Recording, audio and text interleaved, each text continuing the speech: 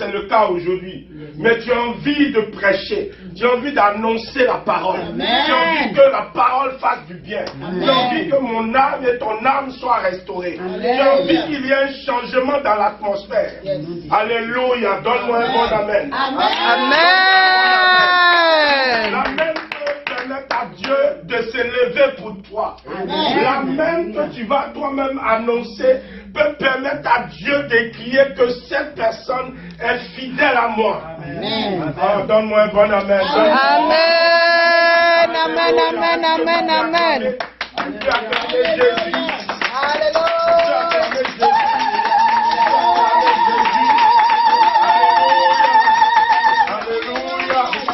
Amen, amen, amen. Voilà. Nous avons la visite d'un homme de Dieu. Amen. Très jeune d'ailleurs. C'est pas nous qui l'avons contacté, c'est lui qui nous a contactés. Amen. Ouais, l'humilité d'un homme de Dieu, c'est là tu dois savoir que il y a des points et il y a des points. Amen. Amen. C'est lui qui nous a contactés. Et aujourd'hui, il a décidé d'être parmi nous. C'est le royaume qui est heureux ce matin. Amen.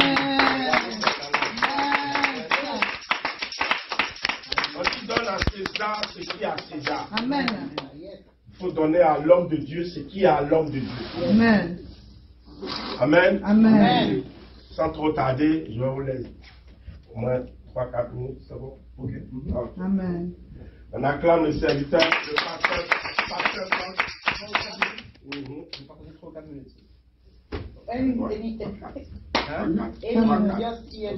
Ok, alléluia. Amen. Gloire à Dieu. Amen. Amen. C'est vraiment un plaisir pour moi de me tenir debout devant vous. Amen. Parce que Dieu est un grand Dieu et Dieu fait les grandes choses. Amen. Vous pouvez vous asseoir, hein, Amen. debout. Dieu est un grand Dieu, est un Dieu merveilleux. Et je sais que dans la vie des hommes et des femmes aujourd'hui, il y a des choses particulières que d'autres personnes ne savent pas. Il y a des choses, il y a des tourments, il y a des choses qui sont compliquées dans notre vie, mais personne d'autre ne sait que Dieu. J'ai une bonne nouvelle ici pour vous dire que non seulement Dieu est capable, mais il veut aussi pouvoir intervenir dans votre vie. Amen. J'aimerais pouvoir vous dire que vous avez été créés par Dieu, et c'est tant que vous ne vous reposez pas en Dieu, vous n'aurez jamais de repos. Ça, c'est une vérité qui est éternelle. Lorsque Dieu a créé les poissons, il s'est adressé d'abord à la mer. Voilà pourquoi les poissons trouvent leur existence dans l'eau. Quand il a créé les étoiles, il s'est adressé aux cieux. Voilà pourquoi les étoiles sont dans les cieux. Mais quand il s'est adressé à lui-même, c'est là où il a créé l'homme. Que l'homme trouve son existence en Dieu. Alléluia. Nous avons été créés pour le plaisir de Dieu. Dieu doit trouver son plaisir en chacun de nous. Amen. Donc peu importe ce que vous traversez aujourd'hui, je sais une chose, c'est que Dieu est capable de créer un chemin. Amen. Il y a plein de chemins. Yes. Je sais que Dieu est capable de rendre vos chemins qui sont tortueux droits. Yes. Je sais qu'il est capable d'aplanir vos montagnes. Et qu'il est capable d'exalter vos vallées. Yes. C'est le Dieu que nous servons. C'est un Dieu de l'impossibilité. Amen. À chaque fois que vous êtes bloqué quelque part, levez les yeux vers le ciel. Car la Bible dit que quiconque invoque le nom du Seigneur sera sauvé. Quiconque. Cela veut tout simplement dire, peu importe votre statut, que vous soyez riche ou pauvre, invoquez le nom du Seigneur, il agira. Amen. Peu importe si vous êtes un pécheur ou pas, on l'a bien dit, quiconque invoque le nom du Seigneur, il agira. Amen. Et aujourd'hui, je sais que nous sommes des hommes et des femmes qui avons besoin que Dieu intervienne dans notre vie. Et voilà pourquoi, si le pasteur me donne un peu l'opportunité, je voulais partager avec vous, dans Jean, à partir du chapitre 5, l'histoire d'un homme à l'église, pas à l'église, mais à la piscine de Bethesda. Je ne sais pas si vous êtes familier avec ce passage, je pense que vous êtes ce passage-là. La piscine de Bethesda veut dire l'endroit de la miséricorde. On amenait les gens là-bas parce que c'était des cas qui étaient désespérés. C'était des cas où on ne savait plus quoi faire. La science, les docteurs, tous ceux qui s'occupaient de ces gens-là ne pouvaient plus trouver une solution pour eux. Donc on les amenait à la piscine de Bethesda afin que quand l'ange vient troubler les eaux, celui qui se plonge dans l'eau est guéri. Amen. Il y avait un homme qui était malade pendant 38 ans, dit la Bible. C'est dans Jean 5. Ok, vous allez les lire à votre temps. Et donc cet homme-là était paralytique. Ça veut donc dire que son cas était très grave et qu'il y a des gens qui l'ont amené là-bas. Et les gens qui l'ont amené là-bas, ils l'ont amené parce qu'ils savaient que son cas était désespéré. Ils avaient probablement tout essayé. Et ils savaient très bien que le seul endroit où pouvait peut-être se passer quelque chose, c'était à la piscine de Bethesda, qui était le lieu de la miséricorde.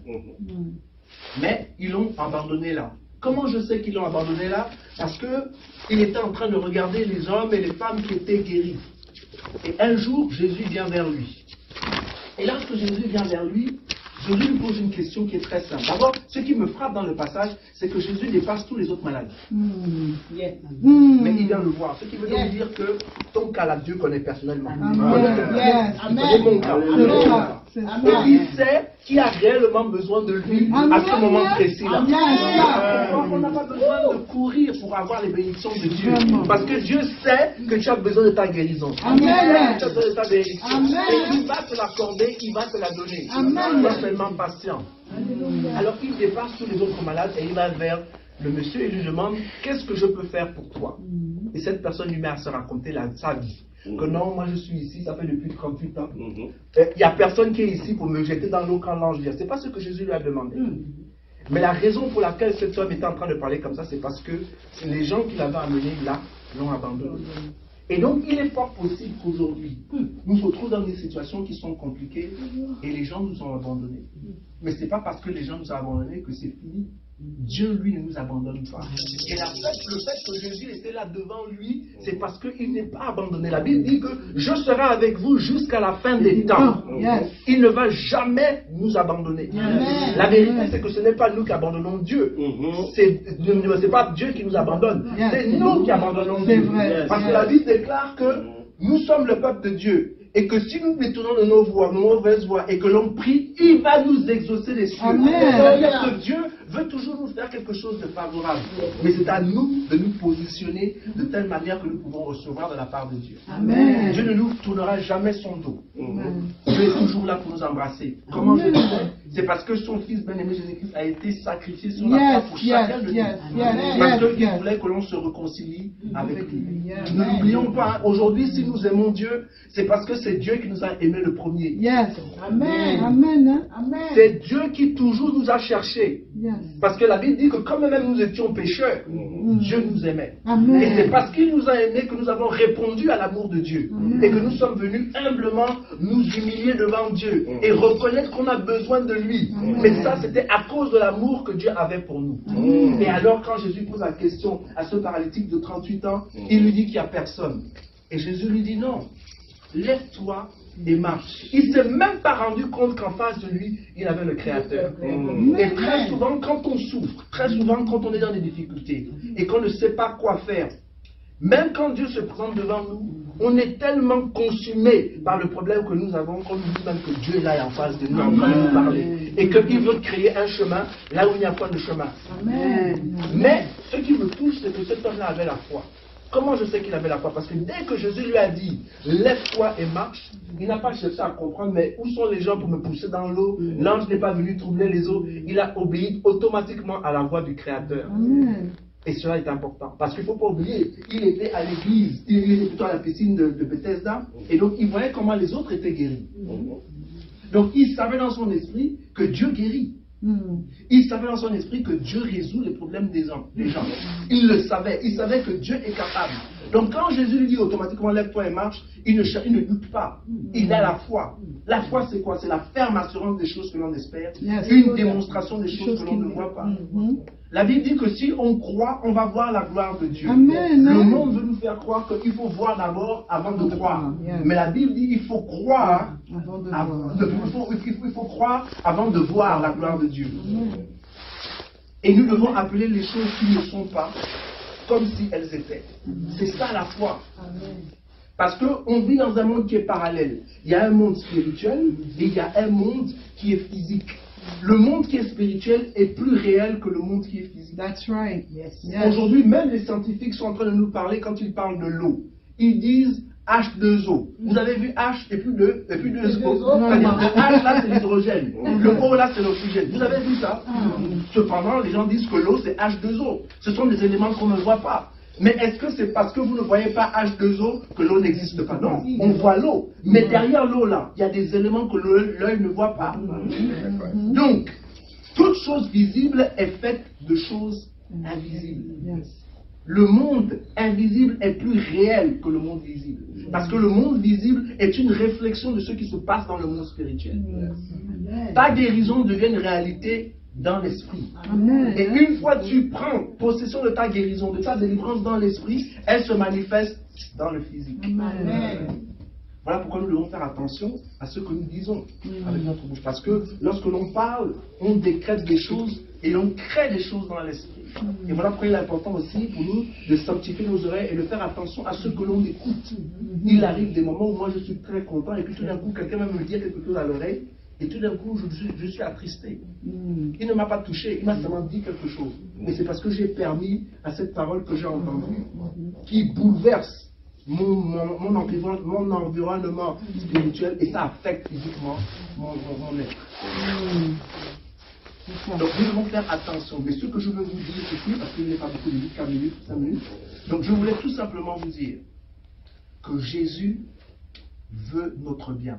Et peu importe où nous nous trouvons, que ce soit 38 ans que nous ayons nos problèmes, Dieu est capable. Et quand il se manifeste, obéissez à la parole de Dieu. Jésus dit qu'il envoie sa parole et que sa parole ne retournera jamais à lui sans pour autant avoir accompli ses desseins. Amen. La parole de Dieu ne retournera jamais à lui sans pour autant accomplir ses desseins. Et cela me fait penser à la parole où on voit Jésus et le centurion. Le centurion vient vers lui et dit: j'ai mon serviteur qui est très malade. Et Jésus dit: ok, il n'y a pas de problème, je viens avec toi pour aller prier pour ton centurion. Le centurion dit: moi je suis un homme d'autorité. Je sais que quand je donne un ordre à mes soldats, ils exécutent. Moi je ne suis pas digne de te recevoir. Mais dis seulement une parole et je sais que mon serviteur sera guéri. Et la Bible dit qu'au moment où Jésus a parlé, quand il a fait son enquête, son serviteur était guéri. Qu'est-ce que je suis en train de dire? Je suis en train de dire que pour toutes les situations dans lesquelles vous vous trouvez, il y a une parole. Il faut que vous trouviez cette parole-là et que vous vous appropriez cette parole-là. Maintenant, je comprends pourquoi David disait: Seigneur, je serre ta parole dans mon cœur afin de ne pas pécher contre toi. Nous, on veut lutter contre le péché avec notre propre force. Non, serre la parole de Dieu dans ton cœur et tu n'accompliras pas les œuvres de la chair. La raison pour laquelle nous tombons, c'est parce qu'on ne sert pas cette parole. C'est la parole de Dieu qui ne retourne pas à Dieu sans pour autant avoir accompli ses desseins. La Bible dit que celui qui vit en nous est plus grand que celui qui est dans le monde. Et que si on résiste le diable, il fuira loin de nous. Cela veut donc dire que le diable n'est même pas plus puissant que nous. C'est ce que ça veut dire. La Bible dit qu'il est venu afin de détruire les œuvres du diable. Donc pourquoi avons-nous peur de lui? Non. L'Éternel est mon berger, alors je ne manquerai de rien. Il me conduira dans des verts pâturages. Il me fera reposer près des eaux paisibles. Sa houlette et son bâton me rassurent. Devant mes ennemis, il dresse une table. Et quand bien même je marche dans l'ombre de vallée de la mort, je ne craindrai aucun mal, parce que tu es avec moi. Donc aujourd'hui, Jésus est avec nous comment? Si ce n'est à travers sa parole. Pour tous les problèmes que nous avons, la parole de Dieu est là, nous devons nous l'approprier et nous devons la libérer afin de pouvoir obtenir tous les bénéfices que la parole de Dieu a pour nous. Et c'est ainsi que cet homme-là, sans que l'ange vienne troubler les eaux, sans que quelqu'un le pousse dans l'eau, est guéri. Et il marche avec son lit comme Jésus l'a dit. Et en marchant, parce que c'était le jour du sabbat, les religieux le voient et ils lui disent: pourquoi toi tu marches avec le lit? Et il dit: c'est quelqu'un qui m'a dit de faire ça. On lui dit: mais la personne qui a dit de faire ça, c'est qui? Il ne connaissait même pas Jésus. Mais ce que je suis en train de vouloir vous dire, c'est que quand la parole de Dieu vient et que vous vous soumettez à la parole de Dieu, vous avez le bénéfice de cette parole-là. Le monde est régi par des principes spirituels. Voilà pourquoi quand vous jetez quelque chose en haut, ça doit tomber. Parce que c'est comme ça que Dieu a établi l'univers. Il y a des principes spirituels, des principes de Dieu. Et à chaque fois que l'on marche selon les principes de Dieu, comme avec le pasteur j'étais en train de discuter, qu'on opère dans l'amour, On ouvre tellement de choses dans nos vies. Beaucoup de gens ont des problèmes aujourd'hui parce qu'ils ne savent pas aimer. Ils ne s'aiment même pas eux-mêmes. Parce que la Bible dit que aime ton prochain comme toi-même. Comment peux-tu aimer l'autre si tu ne t'aimes pas toi-même d'abord? Donc il faut d'abord commencer par s'apprécier soi-même afin de pouvoir aimer les autres. Mais il faut aussi aimer Dieu de tout ton être et de tout ton être et de toute ta personnalité. Cela est important. Et quand on fait cela, on a accompli l'évangile. Vraiment, que Dieu vous bénisse. Amen. Alléluia.